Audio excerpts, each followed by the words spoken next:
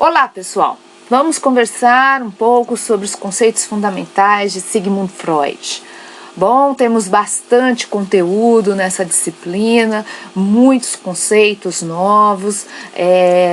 Quem já assistiu ao filme Freud Além da Alma deve ter se deparado com uma série de termos psicanalíticos, muitas vezes complexos. Então, apresentarei para vocês agora alguns desses conceitos, deixando o convite para que vocês prossigam em suas pesquisas, lendo os nossos textos, a fim de se apropriar melhor desses conteúdos, ok? Vamos lá então, um dos conceitos mais importantes aí dentro da leitura freudiana é o conceito de desejo. É um conceito que também foi utilizado bastante por Lacan, que foi um outro autor que se deteve sobre os estudos de Sigmund Freud. E por desejo, então, entendemos essa ideia empregada num contexto de uma teoria do inconsciente para designar ao mesmo tempo a propensão e a realização da propensão. Nesse sentido, o desejo é uma realização de um anseio ou um voto inconsciente. Então vamos explicar um pouquinho o que Elisabeth Roudinesco nos traz a respeito desse termo desejo. Desejo vem como algo relacionado ao inconsciente. Nesse sentido, é bastante diferente do termo vontade. A vontade é algo que está no âmbito da consciência. O desejo não. O desejo ele é inconsciente. E por que a gente fala aqui de significar ao mesmo tempo propensão e realização? A gente fala isso porque, na verdade, a gente não consegue apreender aquilo que é da ordem do desejo, uma vez que ela é inconsciente, né? Essa mola propulsora do nosso desejo, ela é inconsciente. Então, quando falamos de desejo, nós pensamos em algo que nos impulsiona, algo que nos leva adiante, algo que nos move, que move as nossas ações, as nossas escolhas, e esse motor, ele é em grande medida inconsciente e construído nas nossas relações com as figuras parentais. Figuras parentais, nesse momento, a gente entende aí a figura materna, a figura paterna, as pessoas que exercem essa função na relação, sobretudo com a criança, ok? Bom, então passaremos agora ao conceito de pulsão. Então, o conceito de pulsão, nós veremos em outras aulas novamente esse mesmo termo, ampliado, articulado com outros conteúdos da prática, mas agora então trago para vocês a referência de Elisabeth Roudinesco, que vai dizer que esse termo pulsão ele surge na França em 1625. Ele deriva do latim impulsio para designar o ato de impulsionar. Ele é empregado por Sigmund Freud a partir de 1905. Olha lá, o ano em que Freud escreveu seu texto sobre os 3 ensaios sobre a sexualidade. E ele tornou-se um grande conceito da doutrina psicanalítica. Definido então, olha aí a definição de pulsão, como carga energética que se encontra na origem da atividade motora do organismo e do funcionamento psíquico inconsciente do homem. Então a pulsão, ela vai ter um funcionamento no nível do inconsciente e vai articular sempre uma dimensão somática, ou seja, do corpo, atrelado a uma dimensão psíquica. Então, quando Freud vai falar de pulsão, ele vai falar de um limite, de um conceito limite entre o corpo e a representação psíquica daquilo que vai se estabelecer no corpo do sujeito, ok?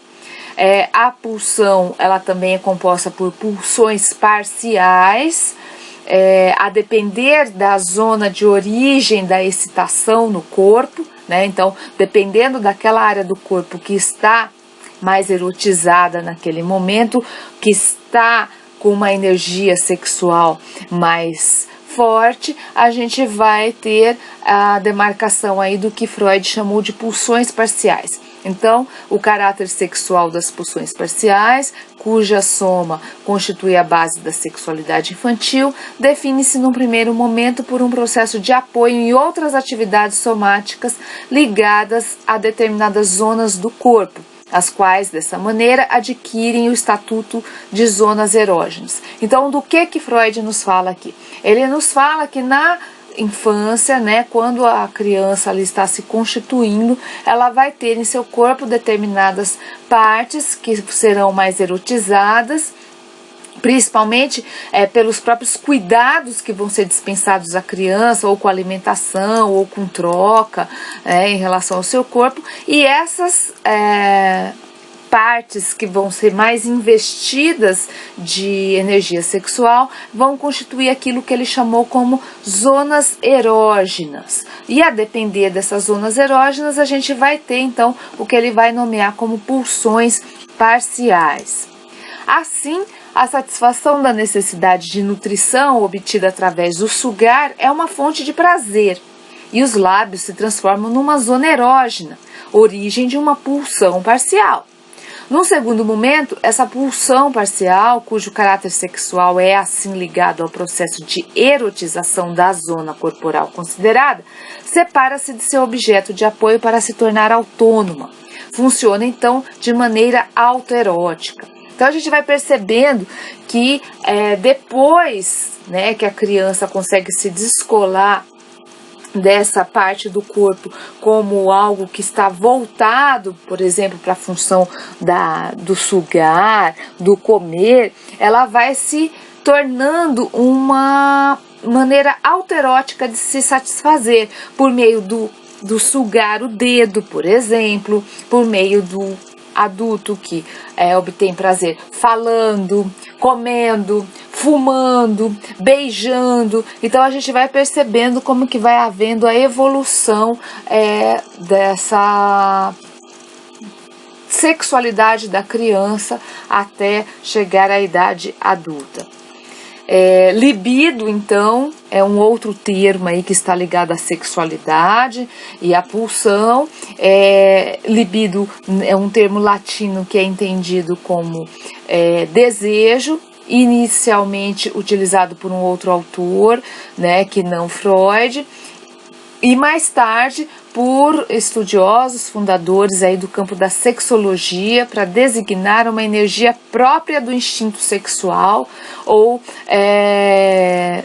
de libido sexual. Sigmund Freud vai retomar esse termo, pensando de uma maneira totalmente diferente para designar a manifestação, na verdade, da pulsão sexual na vida psíquica, né? E nesse sentido, a sexualidade humana em geral e a infantil em particular seria entendida como causalidade psíquica, né? Uma disposição polimorfo perversa, amor próprio, narcisismo, sublimação. Então, a gente vai estudar nas nossas próximas aulas, assim, com base nesse conceito da libido, a causalidade psíquica das neuroses, que foi um tema sobre o qual Freud se deteve. Vocês devem ter acompanhado a partir do filme Freud Além da Alma, com os casos de histeria que Freud acompanhou. Nesse mesmo filme, a gente vai percebendo então, né, como que a sexualidade da criança ela vai se revestindo de maneiras diversas de se expressar, trazendo então prazer na zona oral, anal, fálica, o prazer em olhar, o prazer em dominar os objetos. A gente vai percebendo também essa relação da criança com o narcisismo e posteriormente a relação de sublimação que vai se estabelecendo a partir do recalque dessas forças instintivas iniciais da investigação sexual infantil, propiciando a criança canalizar essa energia para o âmbito de questões socialmente aceitas, ok? Outros dois conceitos então importantes, comecei a falar de recalque, vou falar então para vocês um pouco mais sobre esse conceito. Retomando aí então primeiramente a questão da fantasia, que designa a vida imaginária desse sujeito e a maneira como ele representa para si mesmo a sua história ou a história de suas origens. Então, por isso se fala de fantasia originária, e o recalque como esse processo que visa manter no inconsciente todas as ideias e representações ligadas às pulsões e cuja realização produtora de prazer afetaria o equilíbrio do funcionamento psicológico do indivíduo, transformando-se em fonte de desprazer. Então, o recalque seria esse mecanismo que separa, então, o afeto de suas representações, seria esse mecanismo pelo qual tira-se da consciência aqueles conteúdos que, por propiciarem um prazer que afetaria o equilíbrio do funcionamento psicológico desse indivíduo, acabariam se transformando, na verdade, numa fonte de desprazer, sendo por isso rechaçados, excluídos da consciência e mantidos no inconsciente. Vocês verão e devem ter acompanhado também pelo filme Freud Além da Alma, que muitos desses conteúdos que são afastados da consciência e encaminhados para o inconsciente, eles retornam na forma de sintomas, na forma de sonhos, na forma de xistes, na forma de lapsos, como acompanhamos pelo caso da Cecily, ok? E veremos também que acometerá os sujeitos em nossa sociedade, ainda hoje, entre nós aqui presentes, ok? Um outro conceito bastante importante é o conceito de inconsciente, que em psicanálise é um lugar desconhecido pela consciência. Ele remete a uma outra cena. Na primeira tópica elaborada por Freud, trata-se de uma instância ou um sistema constituído por conteúdos recalcados que escapam às outras instâncias, que seria o pré-consciente e o consciente. Na segunda tópica, ele deixa de ser uma instância, passando a servir para qualificar o isso e, em grande parte, o eu e o supereu. Então, são termos aí freudianos para falar da relação com o inconsciente, né? Essa parte a qual nós não temos acesso e que muitas vezes acaba direcionando as nossas ações, as nossas escolhas. Na verdade, Freud vai falar que a única maneira de se acessar esses conteúdos seria via análise ou via essas manifestações inconscientes, como sonhos, xistes, sintomas, como nós já abordamos anteriormente, né? E um trabalho de análise levaria, na verdade, a uma decifração desse inconsciente por parte